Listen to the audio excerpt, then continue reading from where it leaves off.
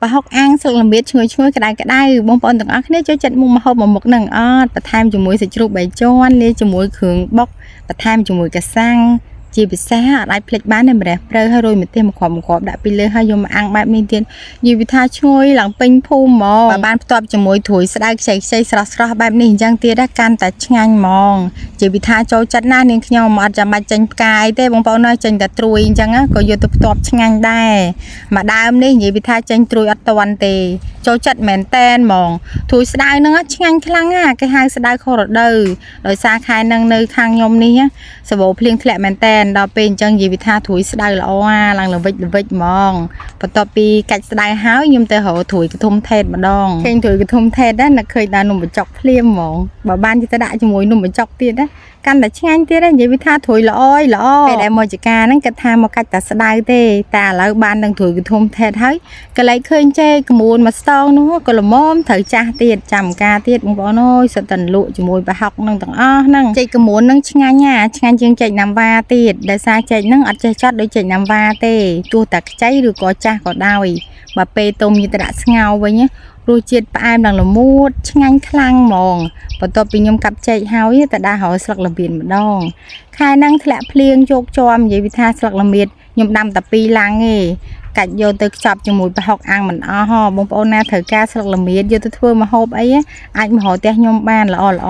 ប្រហុកអាំងស្លឹកល្មៀតមួយមុខហ្នឹងអាចអត់គល់ក្រីនឹងបានទេបើនិយាយពីគល់ក្រីនេះវិញពាយអស់ហើយដោយសារខ្ញុំតិចច្រាំប្រហុកឆៅតិចប្រហុកអាំងហើយគល់ក្រីហ្នឹងល្អគេហៅគល់ក្រីថែងគល់វាឡើងធំហ្មងកាន់តែខ្វះមិនបានទៀតដែរជាមួយស្លឹកក្រូចសើចបើបានស្លឹកក្រូចសើចដាំខ្លួនឯងថ្មីចេះទៀតឡើងឈ្ងុយហ្មងមានបងប្អូនណាខ្លះចិញ្ច្រាំប្រហុកអាំងដូចនេះខ្ញុំដែរអត់បើខ្ញុំមានទាំងពីរកាសាំង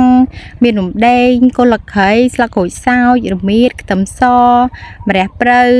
ស្លឹកល្មៀតហើយលក់របស់ខ្ញុំមានដូចបងប្អូនឃើញអញ្ចឹងចំណែកសាច់ជ្រូកហ្នឹងគឺខ្ញុំអត់យកទៅច្រាមលាយជាមួយប្រហុកទេខ្ញុំយកវាមកហាន់បែបហ្នឹងសិនខ្ញុំច្រាមដាក់វាដោយខ្លួនសាច់ជ្រូកហ្នឹងគឺខ្ញុំប្រើសាច់3ជាន់សាច់សតយកមកចិញ្ច្រាំលាយជាមួយប្រហុកយកទៅអាំងអត់ឆ្ងាញ់ទេបើបានសាច់3ជាន់យកមកចិញ្ច្រាំហើយយកទៅច្របល់លាយជាមួយប្រហុកយកទៅដាក់អាំងឆ្ងាញ់ខ្លាំងហ្មងចំណែកឯប្រហុកខ្ញុំយកមកចិញ្ច្រាំដោយខ្លួនបែបហ្នឹងអញ្ចឹងសិនដើម្បីឲ្យវាម៉ត់បើច្រាំច្របល់លាយជាមួយសាច់ជ្រូកហ្មងប្រហុកហ្នឹងអត់ម៉ត់ទេខ្ញុំច្រាមស្ទាបមើលតថ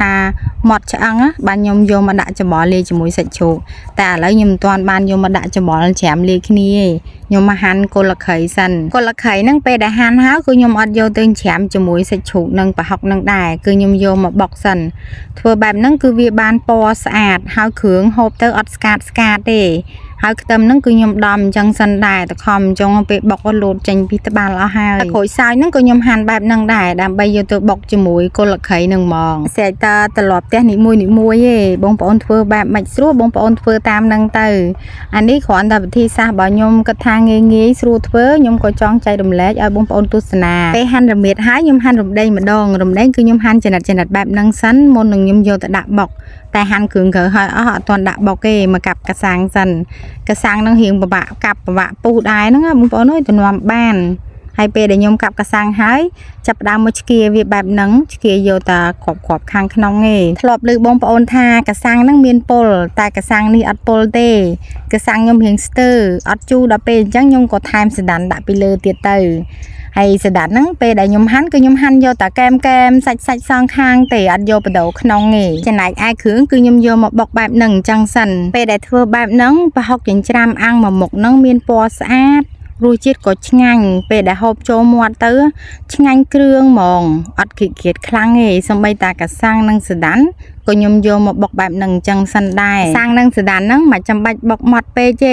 េបែកប៉ុណ្ណឹងគឺបានហើយខ្ញុំចាប់ផ្ដើមដួសដាក់ចានដើម្បីត្រៀមយកទៅលាយ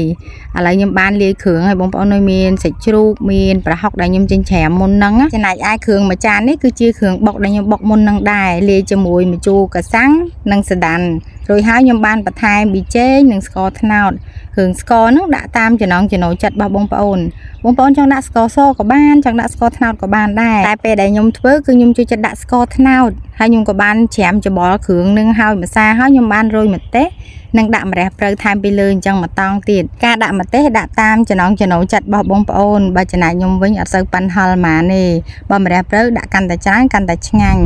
តែចំណាយពីអំបិលនិងទឹកត្រីខ្ញុំអត់បានបន្ថែមពីលើទៀតទេ